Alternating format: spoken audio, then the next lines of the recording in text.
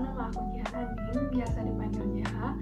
Aku sekarang umur 18 tahun, tinggal di Bandung, dan aku lagi menjalani pendidikan di program studi S1 Farmasi Bakti Kencana University.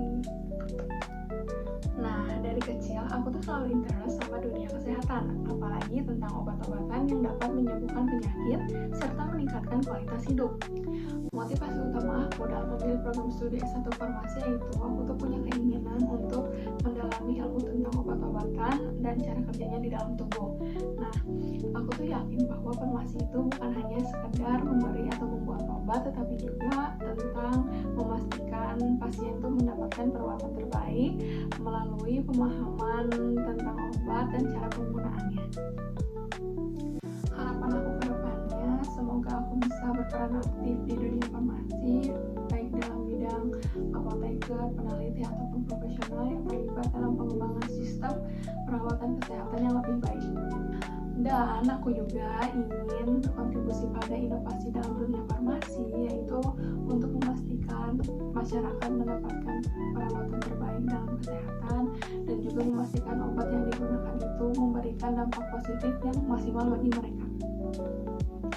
Nah, selanjutnya aku tuh bakal bahas tentang mind map aku yang udah aku buat, yaitu tentang tantangan-tantangan atau kesulitan yang aku hadapi selama aku berada di program studi S1 Farmasi ini.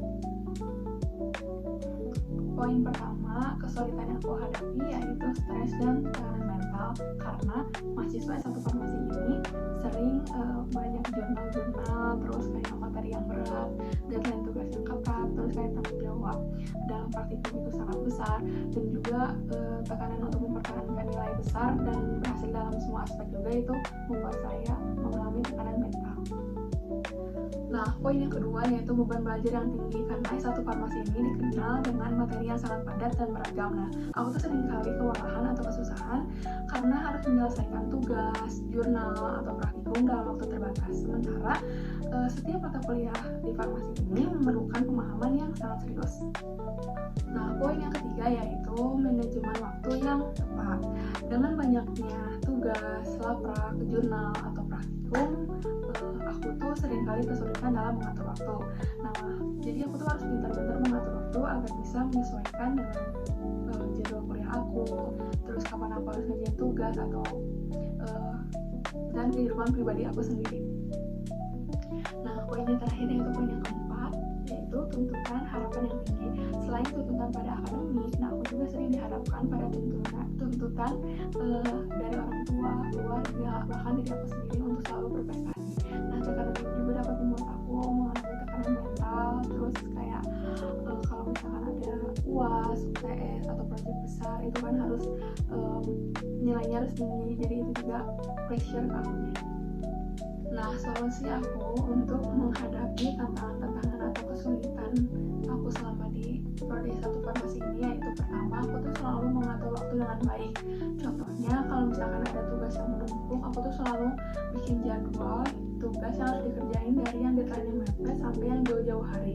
Nah, aku tuh minimal satu hari tuh ada satu tugas atau dua tugas yang aku kerjain, jadi bisa bikin aku tuh ngerasa tidak terlalu terbebani.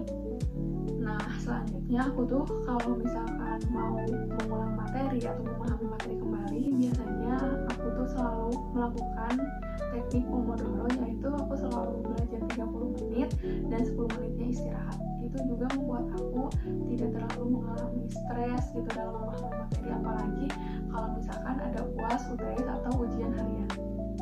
Dan jangan lupa juga sisihkan waktu untuk refreshing, kayak jalan-jalan, olahraga, untuk membuat mental kita tuh kayak tidak terlalu stres gitu. Jadi bawa happy aja.